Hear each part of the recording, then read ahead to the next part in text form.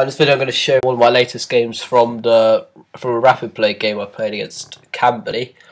My opponent was 191, and this is in a cup match where you play against your opponent twice with both colours. So I played white in the first game, black in the second game, and you have 30 minutes each in both games.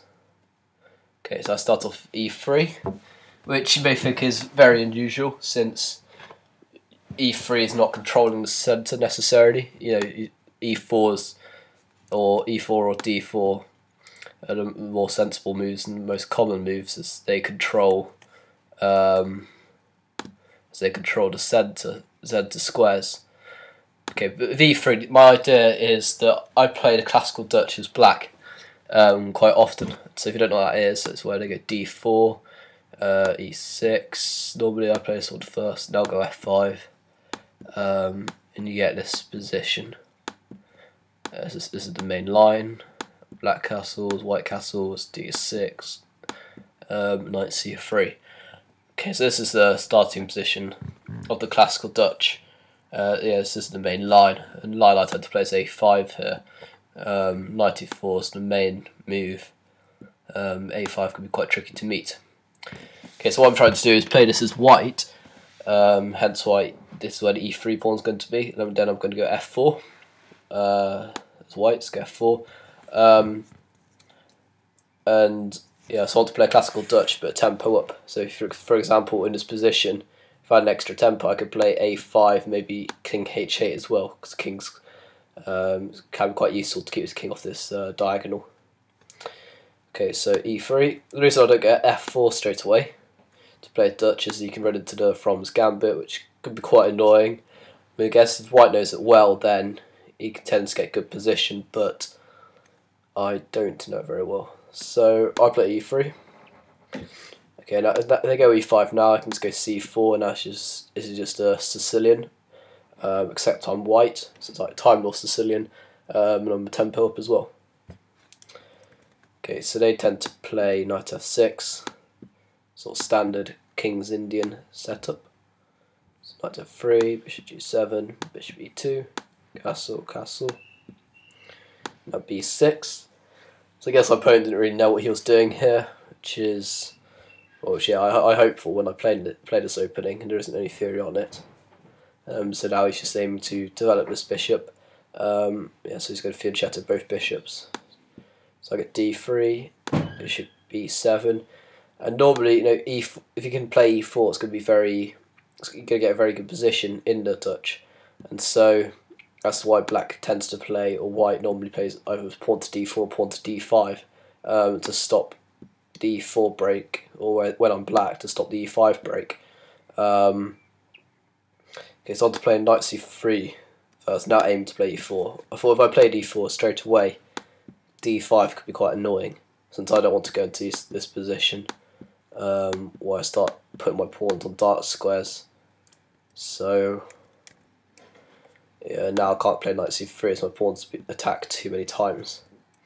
So that's why I went knight c3 first.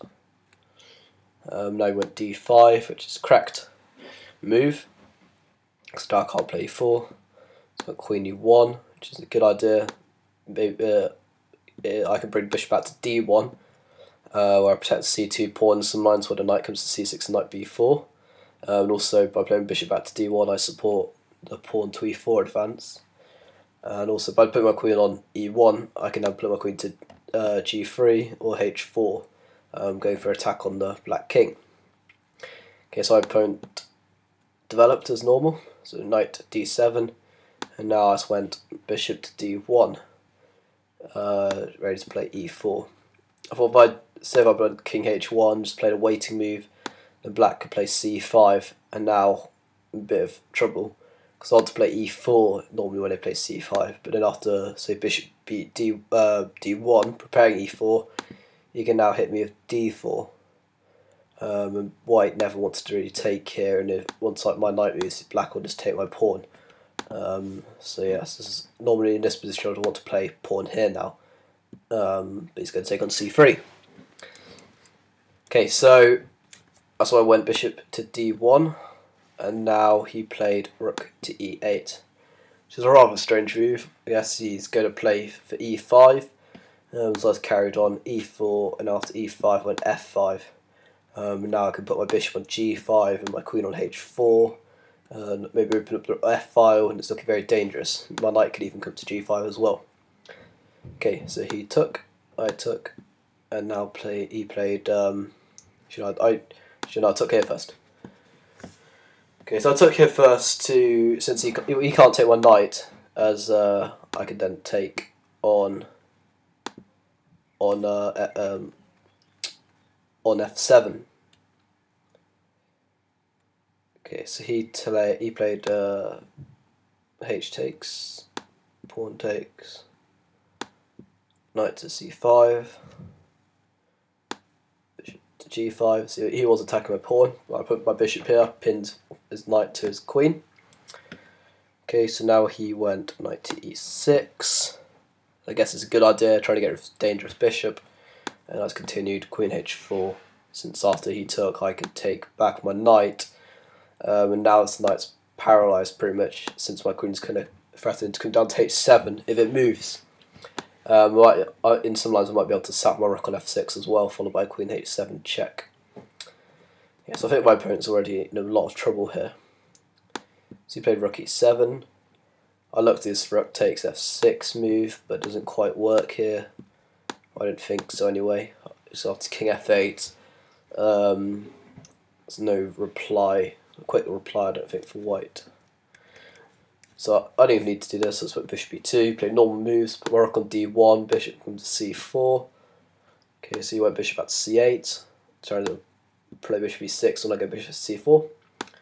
So rook to d1, queen to e8, bishop to c4, and now black gives up material with bishop e6, since his position is dreadful here. Another option here might have been, I was looking at this, rook takes, bishop takes, now knight d5. Actually not knight d5, check first, yeah, this is important, now king here, now knight d5. Since if I played knight d5 first, you might be able to take this, and now no checks, I had to take back. Yeah, I guess it's not bad either, but if I play this one first, and now knight d5, he can't take it because it's checkmate. So yes, this makes it a bit more trickier for black. But yeah, I wasn't too sure about this. He might be able to play this, get back the exchange, and he's not doing that badly. Okay, so I went for bishop c4. I thought, okay, he's going to have to play bishop e6, and I'll just grab the material after knight takes e6. So took back rook takes. If he goes pawn takes, I can just play rook takes, f6, takes. And I've got the two pieces for the rook, which is always tends to be very good for the player who has got the two pieces, especially in this position. So you might play rook d8, and I can go rook to f1. It's looking very dangerous for black, since all his pieces are tied down. His bishop's especially very powerful. The plan here might be to bring my knight over to the king side. Okay, so yeah, okay, so he took back here. Bishop takes, queen takes, and now since I'm the exchange up, my objective is just to try exchange pieces. As if I get to rook and bishop pawn endgame, I should be winning. So knight d5, so he takes, I take. Just keeping the d file open. His rook to f8, so sort of try to coordinate all his pieces. Was probably hoping that I would swap off rooks. I went rook f3 here, as I thought obviously rook to h3 looks very dangerous. So f5, and now I went rook to d8, f4, rook to d3, queen to c6. Yeah, so this is a rapid play game. I was playing quite quickly. Like all these last few moves. I sort of think I made a mistake here. I took here, played this like pretty much instantly. He recaptured. The problem was that of playing this was now I can't defend both of these pawns. So which is a bit annoying. So I probably should have just played which is quite tricky to defend both the pawns now, but maybe I should just kept the rooks on. Okay, now if he takes the pawn, it looks very dangerous, might be able to sack on g7, not quite sure. Well, you probably don't need to do that. Or I could play rook to d5 and keep hold of this e pawn. So I don't particularly mind taking my c pawn. Well, even rook d3 is probably a mistake here, since now this allows him to play queen to c6. But anyway, after this I took, he took, and now I went queen g4. So I thought, okay, he takes that, but okay, maybe I can get a couple of checks in here. Maybe even mate him if he's not careful. So he starts off, we play king h8. So I just checked him first just to waste a bit of his time. Because I thought he'd think about it for quite long, which he did. Okay, so he went back again. So obviously he's happy with the draw. So I checked him here. Rook, king g7, check, king f6. And I'd originally planned to play this. This is what I saw from when I was calculating, but when I got to the position here. So I got to this position. I was trying to look ahead to this position. I just thought, I can't actually do anything. He's just going to keep moving his king backs and forwards by check him on h8. And now I've got real problems because he's going to, you know, threatening to be, I'm going to get mated. It's hard to, I can't really create an escape route here.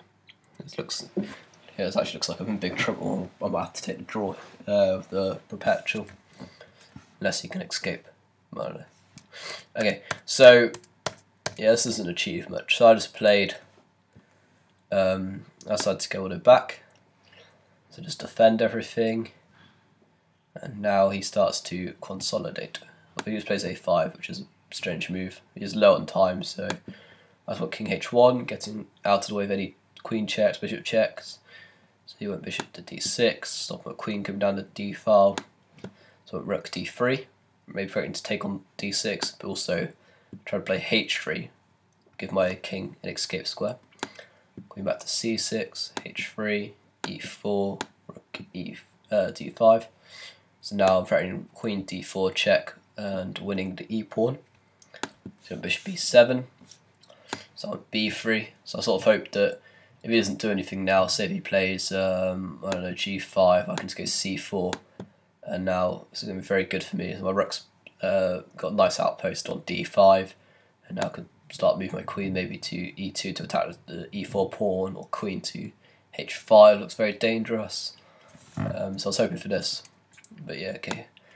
I knew he played this move, which is a bit annoying, but I just figured after this, now he played f3, I could just take.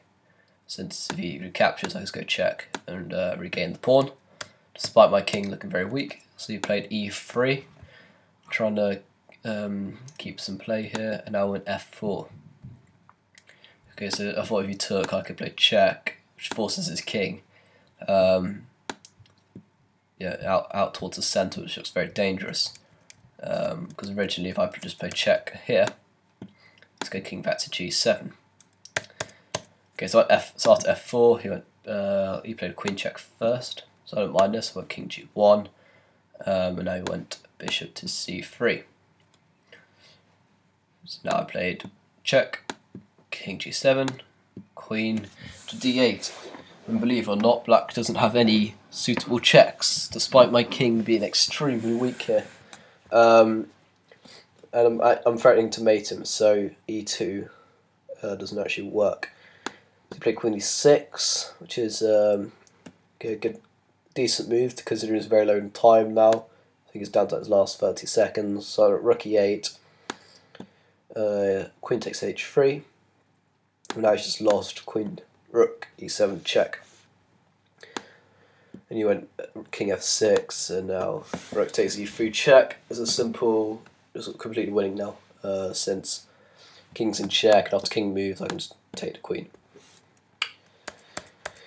Okay, so black has already lost. If he goes king h6, well, I've got to be careful. You may think this is mate, but actually bishop can take on h8. That's not the way to win this position.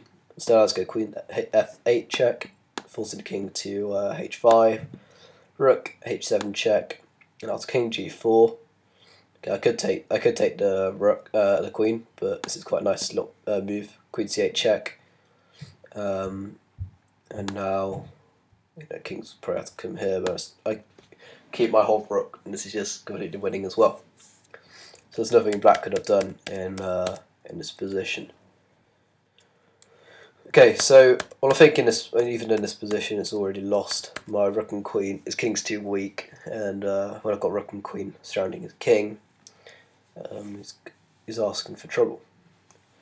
Yeah, it was an interesting game. I thought I was a bit annoyed earlier on when I lost that pawn on e4, because it did make my job a bit harder.